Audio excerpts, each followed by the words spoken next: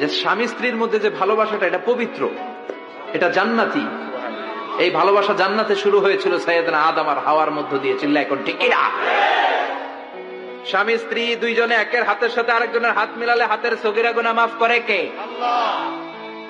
স্ত্রীর চেহারার দিকে নজর করে তাকালে চোখের গুনাহ মাফ করে দেয় কে? আল্লাহ। স্ত্রীর জন্য প্রতি মাসে যে খরচ দেন, এই টাকাগুলো সদকা দেওয়ার সওয়াব আছে না নাই? স্ত্রীকে যে দামি দামি ভ্যানিটি ব্যাগ কিনে দেন, এটা তো সওয়াব আছে না নাই? কক্সবাজারে ঘুরতে নিয়ে গেলে সওয়াব আছে না নাই? ফুল কিনে দিলে সওয়াব আছে না নাই? বিশ্বনবী এরকম স্ত্রীর সাথে খুনসুটি করতেন, ভালোবাসা করতেন। এটা হালাল, কিন্তু এটা জায়গা মতো না করে ভাবির লগে করলে মায়ের আছে না নাই? ভালোবাসার গান জায়গা মতো শোনাতে হবে।